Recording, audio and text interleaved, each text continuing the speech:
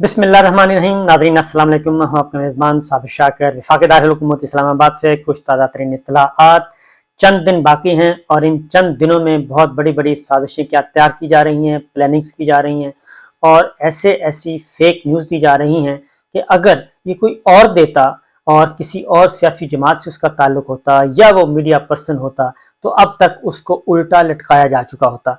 लेकिन चूँकि ये ख़बरें जो हैं वो हुक्मरान जमात दे रही है और हुक्मरान जमात भी मुस्लिम लीग नवाज़ और वो भी उनके वज़ीर आज़म ऐसी ऐसी बातें कर रहे हैं कि इंसान सोचता रहता है कि ये भला कर रहे हैं या इसमें भलाई है या फिर ये हमारे इदारों की जड़ें काट रहे हैं। और इस हद तक गुफ्तगूएं की जा रही हैं कि आप सोच भी नहीं सकते। कुछ अर्सा पहले मैं आपको बताता हूँ कि अब प्राइम मिनिस्टर जो हैं वो पहले भी कह चुके हैं कि आर्मी चीफ को कत्ल करने का खुदा न खास्ता कि उनको कत्ल करने का मंसूबा था, उनको उनकी जान खतरे में थी, उनके खिलाफ साजिश हो रही थी। फिर उन्होंने कहा उनका तख्ता उलटने का प्रोग्राम था। फिर उन्होंने कहा अब एक नया पैंतरा लिया है कि जी फौजी बगावत हो रही थी और जो 9 मई का मामला है उसमें वो एक पूरी सोची समझी साजिश थी, प्लानिंग थी और उसमें रिटायर्ड फौजी भी शामिल थे, उसमें हाजिर सर्विस भी मौजूद थे। ये भी उस दिन बगावत का एक माहौल पैदा करना था। ये सारी बातें इस तरीके से की जा रही हैं और कौन कर रहा है? ये prime minister of Pakistan Shahbaz शरीफ साहब कर रहे हैं। वो शायद ये समझते हैं कि इस तरह की बातें करके मीडिया की तवज्जो हासिल की जाएगी, आर्मी चीफ की तवज्जो हासिल की जाएगी, इस्टेब्लिशमेंट की और सिक्योरिटी फोर्सेस की तवज्जो हासिल की जाए और उसके बाद अपना काम निकाला जाए, अपना मतलब निकाला जाए। क्योंकि वो हैं तो शहबाज शरीफ साहब हैं तो वर्सटाइल किस्म के और बहुत अच्छी एक्टिंग भी कर लेते हैं, अच्छी गुलकारी भी कर लेते हैं, सब कुछ कर लेते हैं। तो इसके बावजूद इस हद तक, क्योंकि हमें पता है कि कुछ अर्सा पहले, 1 साल पहले लसबेला हेलीकॉप्टर जिसमें हमारे कोर कमांडर जनरल सरफराज और उनके साथ इंतहाई कीमती हमारे सीनियर फौजी क़यादत जो है उसके सीनियर फौजी ऑफिसर थे, वो जाम शहादत उन्होंने नोश किया था। तो उसमें सिर्फ इतनी बात की थी कि इसकी तहकीकात होनी चाहिए। सोशल मीडिया पे, टीवी पे चली, खबरें चली, लेकिन उस पे भी बहुत ज़्यादा सख्त रद्द अमल आया था। बाजवा साहब उस वक्त आर्मी चीफ थे तो शदीद तरीन रद्द अमल आया था और उसमें बाकायदा तौर पे कहा गया, FIA को इंक्वायरी दे दी गई, पता नहीं क्या क्या किया गया, उसमें सोशल मीडिया के अकाउंट्स निकाल लिए गए, ये सब कुछ किया गया और उन लोगों को कहा गया जी ये प्रोपेगेंडा कर रहे हैं। अब army chief sitting army chief के खिलाफ ये साजिश का जिक्र कर रहे हैं शहबाज शरीफ साहब। अगर वजीर आजम के इल्म में ये बात है तो फिर उन्होंने अब तक इंक्वायरी क्यों नहीं करवाई? इंक्वायरी इनिशिएट करवानी चाहिए थी। इस पे तो बहुत ज़्यादा संगीन तरीन और हसास तरीन मामला है। इस पे उन्होंने अब तक क्या किया? बतौर chief executive of the country क्या किया? उन्होंने तो कुछ भी नहीं किया। और जब उनसे पूछा जाता है कि जी वो जो आप कहते हैं कि मौजूद थे पकड़े क्यों नहीं गए, वो ये इदारे का काम है, ये हमारा काम नहीं है। यानी शोशे भी छोड़ना है और मुल्क को डिस्टेबल भी करना है और फेक न्यूज़ और डिसइंफॉर्मेशन और मिसइंफॉर्मेशन भी फैलानी है। और उसके बाद जब सवाल किया जाता है तो कहते हैं जनाब ये तो मेरा काम नहीं था। ये सारा कुछ क्यों किया जा रहा है? फिर उसके बाद हो ये रहा है असल में कि वो पॉलिश जो है, बूट पॉलिश ख़त्म हो चुकी है पाकिस्तान में। इस वक्त शदीद तरीन किल्लत है। पहले कहा जाता था कि धनिया की किल्लत है और लेकिन इस वक्त पॉलिश की किल्लत है और पॉलिश कर करके ये बस सिर्फ इनका इतनी ही डिमांड है, छोटी सी डिमांड है कि जनाब माई बाप हमें आप बस हमारा ख्याल रखें, हमें एक तो हमारा इक़्तिदार ख़त्म ना होने दें, इसमें 1 साल का इजाफा कर लें और अगर केयर टेकर सेटअप लाना है तो वो ले आएँ, अपनी पसंद का वज़ीर आज़म ले आएँ, बस हमें बचा लें। और उसमें ये इस हद तक डरे हुए हैं कि ये ज़रदारी साहब को भी कुछ नहीं देना चाहते, पीपल्स पार्टी को भी नहीं बर्दाश्त करते, किसी भी ओपोनेंट को ये बर्दाश्त नहीं करते। जो इनका सियासी मुखालिफ है, खा वो कहीं भी है, और जो मेरिट पे फैसले करे वो जज इनको पसंद नहीं है और जर्नैल इनको पसंद नहीं है, इनको ब्यूरोक्रेट्स पसंद नहीं, इनको मीडिया पसंद नहीं है। ये सारे के सारे काम कर रहे हैं लेकिन साथ साजिशों के ताने बाने जो हैं वो भी बुने जा रहे हैं। असल मामला ये है कि चीज़ें जो हैं इनके हाथ से निकलती जा रही हैं और वो चीज़ें इसलिए निकलती जा रही हैं कि इन्होंने पूरे 16 महीने ख़त्म होने को हैं, 16 महीनों में इनसे कोई अच्छा काम नहीं हुआ खिलाफ तवक्को, और ये ऐसे ऐसे सख्त कवानीन पास करवा के جا رہے ہیں، ایسے ایسی سخت قانون سازی کر کے جا رہے ہیں، بغیر پڑھے، بغیر لکھے، بغیر سوچے، بغیر سمجھے کہ کل کو یہ ساری کی ساری چیزیں ان کے سامنے آنی ہیں۔ تو بہرحال اس وقت جو درون پردہ بند کمروں میں معاملات ہو رہے ہیں وہ میں آپ کو بتا دیتا ہوں۔ ابھی تک کیئر ٹیکر سیٹ اپ کے بارے میں فیصلہ نہیں ہو سکا، اور زرداری صاحب پیپلز پارٹی اپوز کر رہی ہے کہ یہ جو شہباز شریف صاحب نے شوشہ چھوڑا ہے کہ کونسل آف کامن انٹرسٹ مشترکہ مفادات کونسل کا اجلاس بلایا جائے گا اور اس میں نئی مردم شماری کے تحت انتخابات کروانے کی بات کی جائے گی، اور اس لیے تو نئی مردم شماری اب اس وقت تک میں نے آپ کو پہلے بھی بتایا کہ یہ رجیم چینج میں صرف 2 جماعتوں کا نقصان ہوا ہے، ایک مسلم لیگ نواز کا اور ایک مولانا فضل الرحمان صاحب کا۔ ان دونوں کے جو بیس ہے وہ ختم ہو گئی ہے، مسلم لیگ نواز کی بھی گئی اور پنجاب سے، اور خیبر پختونخوا سے مولانا فضل الرحمان صاحب کی گئی۔ دونوں صوبوں میں عمران خان صاحب جو ہیں وہ کلین سویپ کر رہے ہیں۔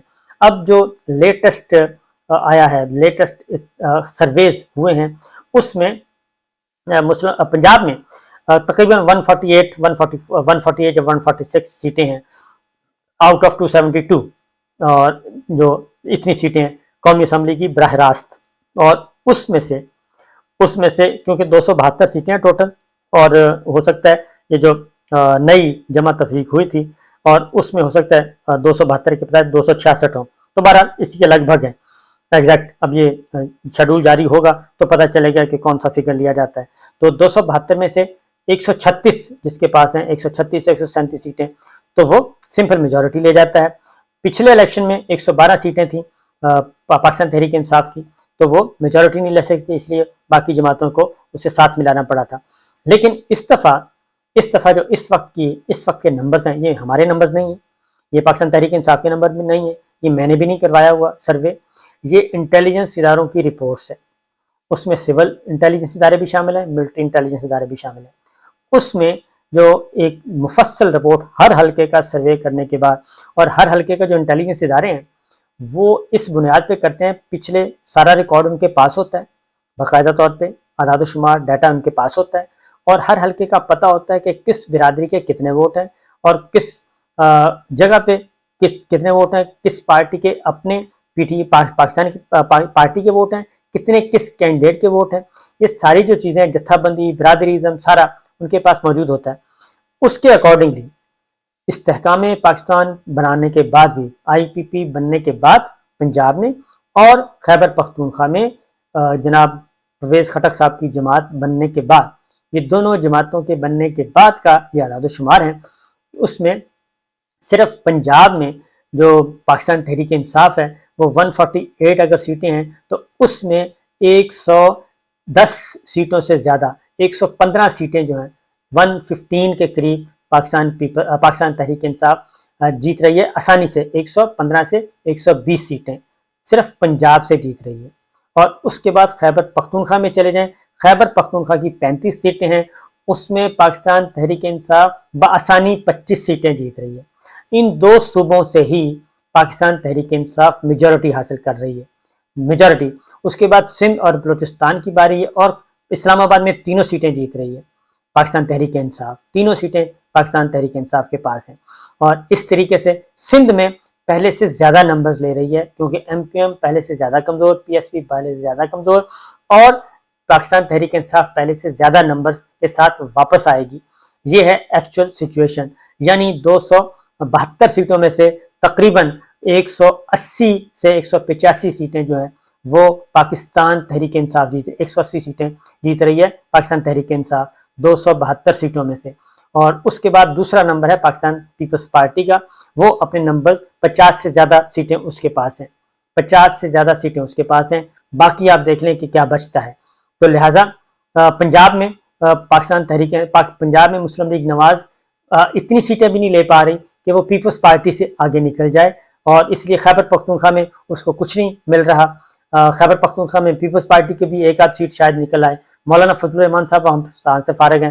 بلوچستان میں وہی آئے گا جو پہلے سے رزلٹس موجود ہیں، اسی کے ارد گرد ہی رہے گا، کیونکہ بلوچستان میں پاکستان تحریک انصاف کے نمبرز کوئی نہیں ہے، ایک آدھ 2 سیٹیں زیادہ سے زیادہ نکال سکتی ہے، جو اس وقت تک کی اطلاعات ہیں، تو اس میں زیادہ سیٹیں نہیں ہیں۔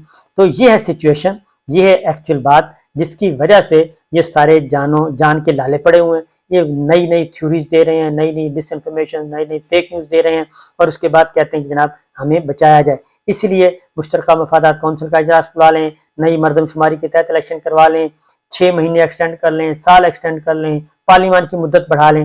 تو جب اب ان کو خیال آ رہا ہے، پاکستان پیپلز پارٹی کو شاید اب احساس ہو، کیونکہ مسلم لیگ نواز نے تو بہت کچھ حاصل کرنا تھا وہ تو کر لیا ان 15-16 مہینوں میں. انہوں نے اپنے سارے مقدمات ختم کروا لیے، سب کچھ کر لیا، اپنا سلیٹ جو ہے وہ کلین کر لیا، اپنے سارے داغ دھبے سارے دھو لیے. وہ تو ہیں. پیپلز پارٹی کو اس میں کیا ملا؟ اگر یہ لینتھی کرتا ہے پروسیس اور یہ نگراں حکومت آگے چاہتی ہے، اور اس وقت تو پھر پنجاب حکومت میں ان کی کوئی سنی جاتی ہے ان کی، اور خیبر پختونخوا میں. لیکن یہ جب اوپر سے چھتری ہٹے گی مرکز سے بھی اور سندھ سے بھی، تو جب پورے کا پورا نگراں سیٹ اپ آ جائے گا تو تب تو ان کا پوچھنے والا ان کو کوئی نہیں ہوگا. پھر تو جو ڈرائیونگ سیٹ ہوگی وہ بھی، اور پچھلی سیٹ بھی، درمیانی سیٹ بھی، وہ تو اسٹیبلشمنٹ کے پاس ہوگی. تو وہ پھر اپنی مرضی کریں گے، اپنی مرضی کے مطابق چلیں گے. اور اس وقت جو سچویشن نظر آ رہی ہے، جس سے یہ کہتے ہیں کہ فی الحال تو یہ میں نے کہا ہے نا پالش ختم ہو گئی ہے.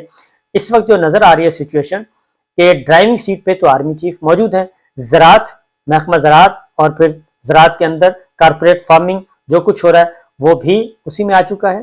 اور پھر اگلا جو سٹیپ ہے، جو $8 ارب کی انویسٹمنٹ ہے، جو کنسورشیم سعودی عرب، قطر، UAE +4 ادر کنٹریز، وہ جو بنا ہے اس کو بھی جو فیسیلیٹیشن سینٹر بنایا گیا ہے، اس کے لیے بھی، اس میں بھی آرمی چیف اور وہ سارے کے سارے جو ہے ممالک بھی آرمی چیف کی طرف دیکھ رہے ہیں.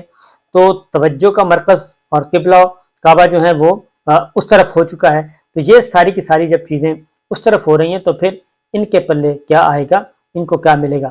اس وقت جب پنجاب اور خیبر پختونخوا کے عام انتخابات ہونے تھے، اس وقت پیپلز پارٹی کے پاس بہت اچھا چانس تھا کہ وہ انتخابات کی طرف جاتے، لیکن انہوں نے اس وقت نون لیگ کا ساتھ دیا، اور وہاں پہ کہا گیا کہ جی الیکشن کب لکھا ہے آئین میں، کہ اگر الیکشن 90 دن میں نہیں ہوتے تو کیا ہو جائے گا، کیونکہ قیامت تھوڑی آ جانی ہے. تو اب وہی کچھ پیپلز پارٹی کے ساتھ بھی ہونا ہے، اور وہی کچھ مسلم لیگ نواز کے ساتھ ہونا ہے. اور جب سب یہ فارغ ہو جائیں گے، اور جب ان کا سٹیٹس ہے وہ حکومت سے ہٹ کے سیاسی جماعتوں والا ہو جائے گا، تو پھر اسٹیبلشمنٹ کے لیے بہت مشکل ہوگا، اور ان کے لیے بھی بہت مشکل ہوگا کہ یہ اس طرح کی فیور لے سکیں جو اس وقت ان کو مل رہی ہے. اس وقت تو حکومت ہے، حکومت کے ساتھ کوآپریٹ کرنا، حکومت کے آرڈر ماننا، وہ سارے کا سارا تمام ادارے اس کے پابند ہوتے ہیں. لیکن جب مسلم لیگ نواز حکومت سے نیچے اتر کے ایک سیاسی پارٹی بن جائے گی، پیپلز پارٹی حکومت سے اتر کے نیچے سیاسی پارٹی بن جائے گی، تو پھر اس کو سیاسی پارٹی کے طور پہ ٹریٹ کیا جائے گا، جیسے کہ پاکستان تحریک انصاف کو ٹریٹ کیا جا رہا ہے اور ٹریٹ کیا گیا ہے. اس کا اگر عشر اشیر بھی رویہ اور سلوک ان کے ساتھ اسٹیبلشمنٹ نے کر دیا، ان کی تو نکل جائیں گی چیخیں. عمران خان صاحب تو پھر برداشت کر گئے، اور باقی بھی، لیکن یہ برداشت نہیں کر سکیں گے. بہرحال یہ بڑی ہی دلچسپ صورتحال ہے. تو دیکھتے رہیے جناب. اجازت دیجیے. اللہ حافظ.